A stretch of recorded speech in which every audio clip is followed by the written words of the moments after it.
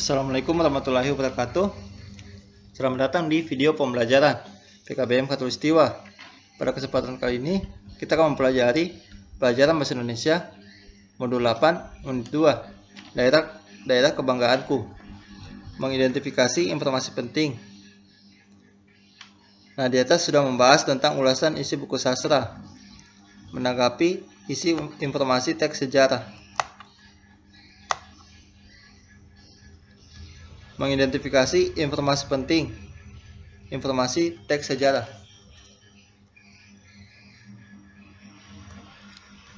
Bacalah sejarah Desa Lerep. Sejarah Desa Lerep selalu dikaitkan dengan ada seorang kiai yang bernama Kiai Kadilangu. Menurut para sesepuh, beliau adalah seorang wali. Kisah ini berawal dari peperangan antara Sunan Hasan Munadi dan Nyatyono yang sekarang terkenal dengan Desa Nyatnyono. Berperang melawan Ki Hajar Buntit.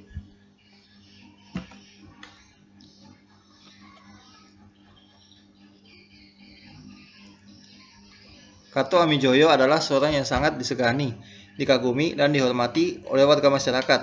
Pada zaman Jepang, sekitar tahun 1942, wilayah Desa Lerep belum memiliki seorang pemimpin. Segala urusan surat menyurat dan tulis menulis hanya diketahui oleh orang kaya yang dapat mengenyam pendidikan. Kato Amijoyo dikenal banyak orang karena sikapnya yang ramah, sopan, dan suka menolong. Kato Amijoyo melihat wilayah atas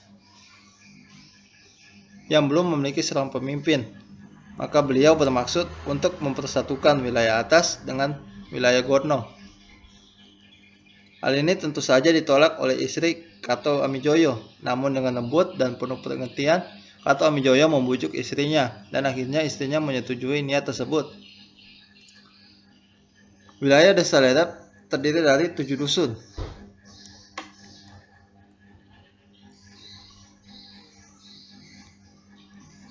Masing-masing dusun tersebut diketuai oleh seorang kepala dusun.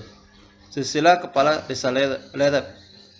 Yang pertama Kato Amijoyo, yang kedua Suhari, ketiga Yusman, keempat Sunarno, kelima Daniel Suwarno, keenam Sofianto, yang ketujuh Sumaryadi. Lerep adalah suatu desa yang terletak di Kecamatan Unggulan Barat, Kabupaten Semarang, Provinsi Jawa Tengah. Lerep mempunyai keistimewaan tersendiri selain sebagai kota Kecamatan Unggulan Barat. Sekarang Lerep dikenal karena memiliki banyak tempat wisata. Klasifikasi wisata di Desa Lerep ada 8, yaitu wisata alam, wisata budaya, wisata edukasi, wisata kuliner, wisata air, dan homestay. Menanggapi isi informasi teks sejarah. Contoh teks sejarah, mari kita kaji bersama tentang menanggapi teks.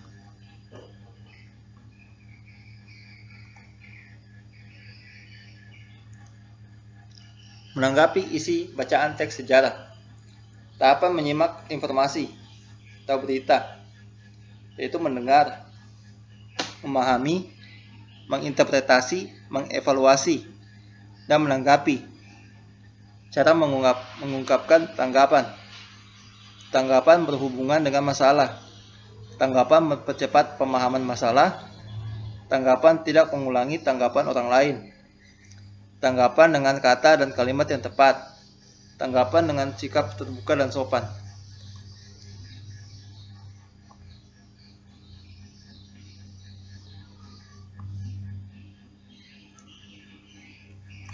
Mitos Warak Gendok dan cerita asal muasal Kota Semarang.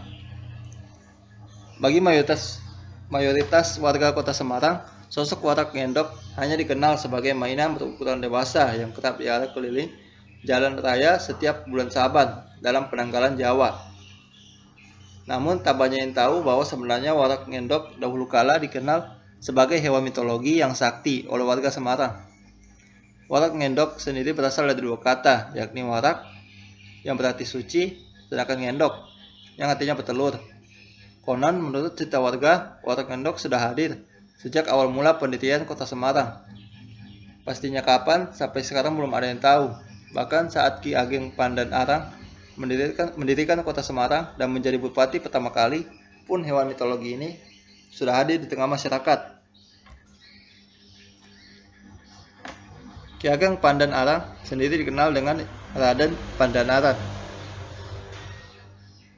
Namun versi warga Arab yang menetap di Semarang menyebut Raden Pandanaran adalah saudagar asal Arab, Persia atau Turki yang meminta izin kepada Sultan Demak untuk berdagang dan menyebarkan Islam.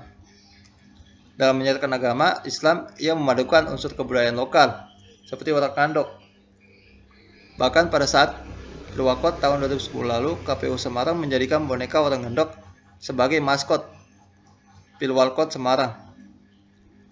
Menurut penuturan warga asli Semarang, sosok warak ngandok digambarkan sebagai seekor naga kecil yang membawa telur. Warak ngandok itu selalu ada kalau pas mulai dugudaran. Dia selalu diarak keliling kota dan jadi pusat perhatian.